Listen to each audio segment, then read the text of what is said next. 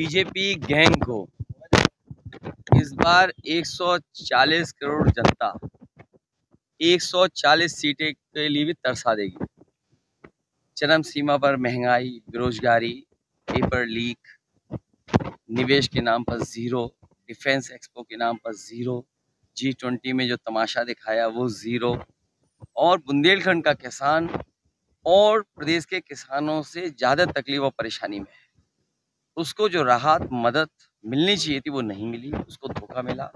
इनकी हर बात झूठी है, वादे झूठे हैं, महंगाई बढ़ी है, हर चीज़ की कीमत बढ़ गई है। इसलिए आज भारतीय जनता पार्टी के पास जवाब नहीं है और वो अपने ही नेगेटिव नैरेटिव में फंस गई है। पहली पार्टी है जो अपने नेगेटिव नैरेटिव में उलझ गई है और फंस करके अब बाहर आने वाली नहीं है।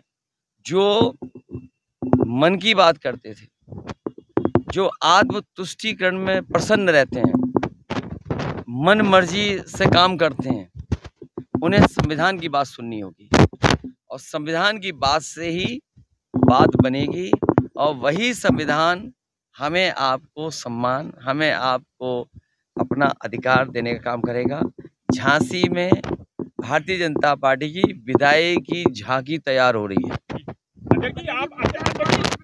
आप मुख्य धड़ा हैं गठबंधन के, आपसे दो क्वेश्चन है हमारे।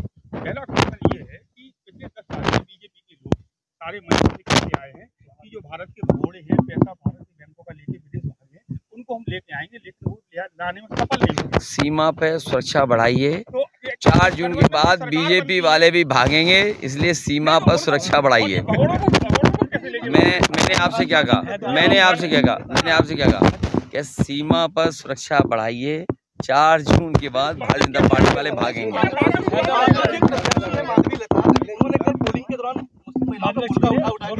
देखिए, इसलिए मैंने कहा बीजेपी का जो नेगेटिव नैरेटिव है, जो उनके नकारात्मक राजनीति है, नकारात्मक नफरत भरी राजनीति, और याद कीजिए हजारों साल पुरानी कहावत है, जो दूसरों के लिए गड्ढा खोदते हैं वो अंतोगत्वा उस गड्ढे में गिरते हैं।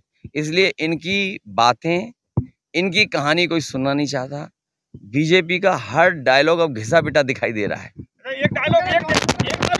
क्या उनने लॉ ऑर्डर कर दिया, ऑर्डर अलग गिरा पड़ा है। एक और उनका डायलॉग है, बड़ा फेमस डायलॉग है, मोदी जी बार-बार हर मंच से बोल रहे हैं कि अगर गठबंधन की सरकार बनती है तो ये मुस्लिमों के लिए आरक्षण की व्यवस्था कर देंगे। देखिए, इसमें कितनी सच्चाई है? संविधान जिसको जितना आरक्षण देता है, संविधान के तहत जिसको हक और अधिकार मिलना चाहिए, अब बात बड़ी हो गई है, आबादी के हिसाब से जिसका जितना हक है वो मिलना चाहिए। और सच्चाई ये है कि जो आरक्षण पिछड़ों का, दलितों का, आदिवासियों का बीजेपी ने छीना है। पहले हमारे नौजवान सामान्य कैटेगरी के जनरल मेरिट में भी आ जाते थे, अब पिछड़े, दलित, आदिवासी बच्चे आ नहीं सकते।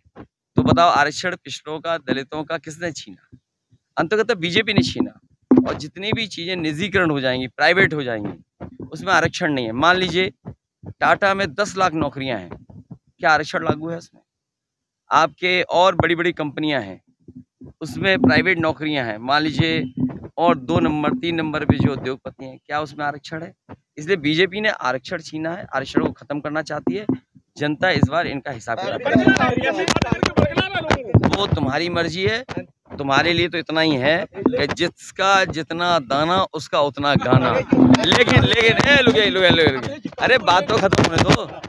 जिसका जितना मतलब वो दाना दिए उसका वैसा गाना गा रहे हैं। लेकिन इधर देखा है मैंने, टीवी वालों का भी गाना बदल गया है।